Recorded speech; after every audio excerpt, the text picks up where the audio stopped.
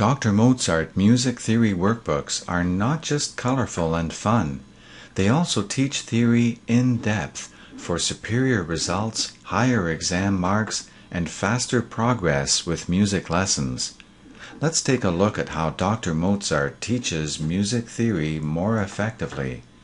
Along the way, we will compare two alternative theory workbooks, which we will call Book X and Book Y. You may recognize them. To start, here is how the latest Book X explains the time value of notes. Older, very studious children may feel comfortable with this, but this presentation will not engage many of today's young students. They are today's multimedia children who have grown up with modern multimedia computers. Their learning style requires visual excitement and colorful memory aids.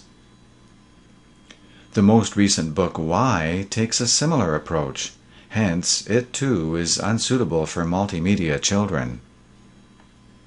In contrast, Dr. Mozart workbooks explain musical time graphically in color. Here, a chocolate bar is used to explain the difference between half notes and quarter notes. A chocolate bar is a tangible item that all children understand. Because a chocolate bar can be broken into equal-sized pieces, it is useful for explaining musical time. And look at this. These footprints show that quarter notes go twice as fast as half notes. To teach rests, Book X merely lists them without pointing out their distinguishing characteristics. Book Y offers a short phrase for each rest, such as, "I look like a 7," or "I look like a worm."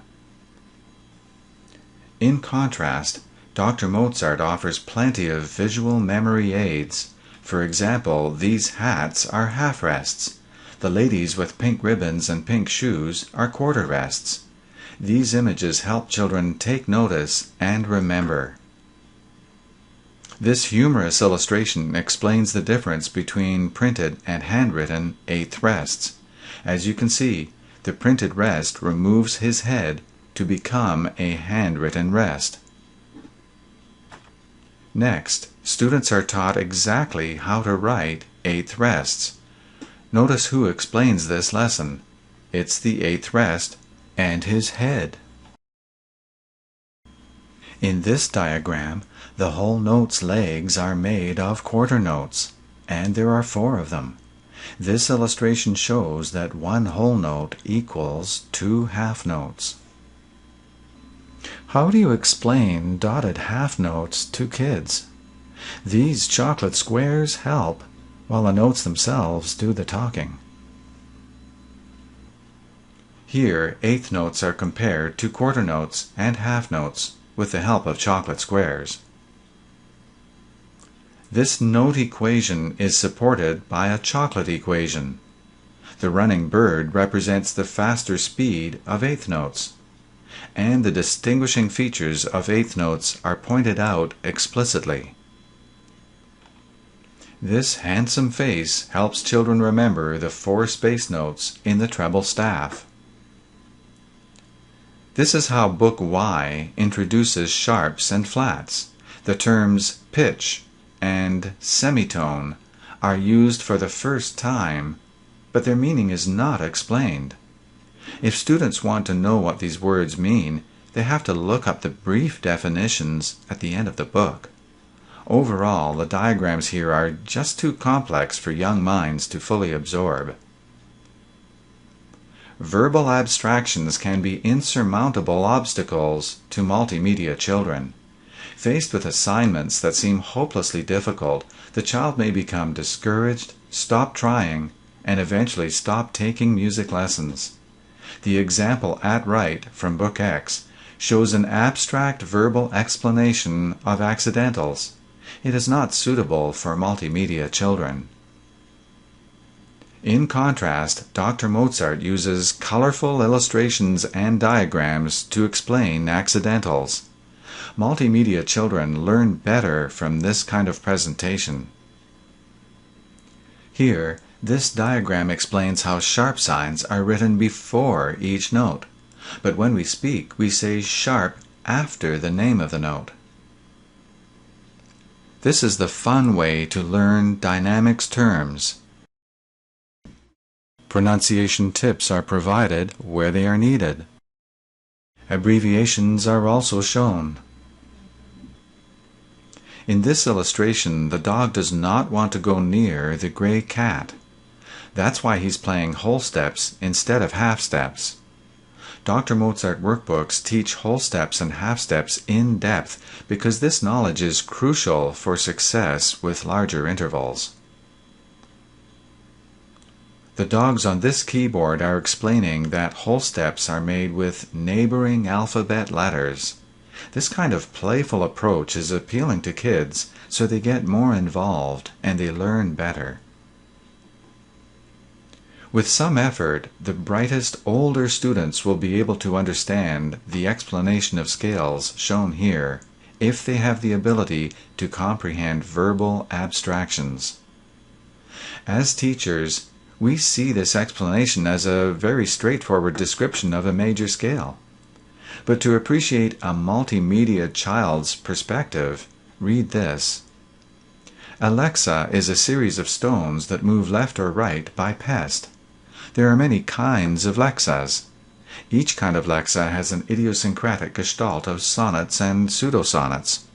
The most common lexa is the Rogem lexa, which is comprised of GS, GS, GS, PS, GS, GS, PS.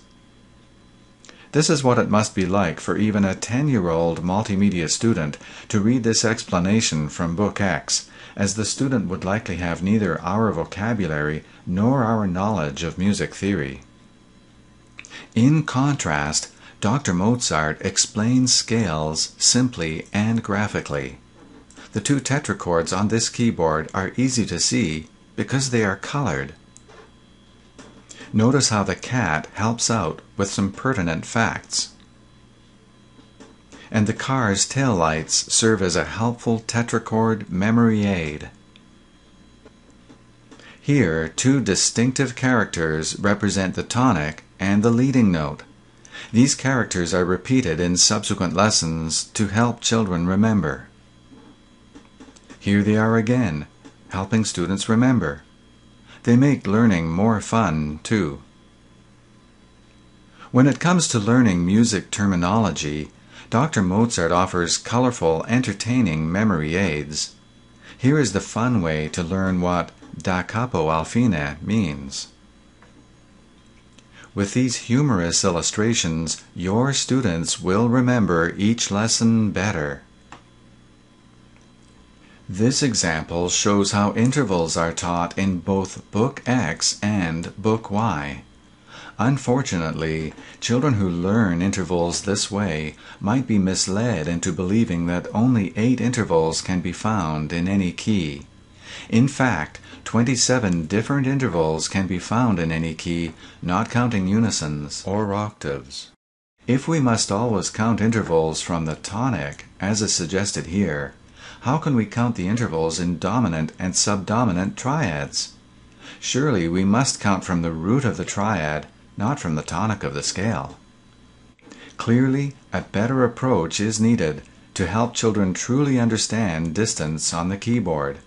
After all, understanding intervals in depth can significantly improve a child's ability to learn music quickly and succeed with their instrument. In contrast, Dr. Mozart's students first acquire a solid knowledge of seconds and thirds. Then they are ready to tackle larger intervals. When it's time to learn about perfect fifths, they don't just learn to count from the tonic of the scale. Instead, they learn that a perfect fifth spans 3½ steps no matter what their order. With this approach, students can learn to form a perfect fifth starting on any degree of the scale. Since Dr. Mozart's students already understand basic intervals in depth, major and minor triads can now be introduced, both at the same time. And students can learn about primary triads assisted by a character named Dominique. Here is Dominique and her submarine. Together, they help students remember the dominant and subdominant degrees of the scale. Here they are again, helping students learn all about primary triads. Ideal for children aged 5 to 12, Dr. Mozart's 7 theory workbooks are colorful, fun, and in-depth. They have been created to help students achieve superior results. Today's multimedia children need a more visually appealing approach when learning RCM Basic Theory, and now there is one. It's called Dr. Mozart. Is there any good reason why you should not try Dr. Mozart? These colorful workbooks are easy to use.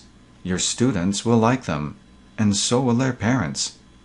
You can try Dr. Mozart with your next new student. You can try Dr. Mozart with any existing students who need a change. You will be impressed with the results, and your students will think you are the coolest teacher around. So why teach in black and white when you can get better results with Dr. Mozart?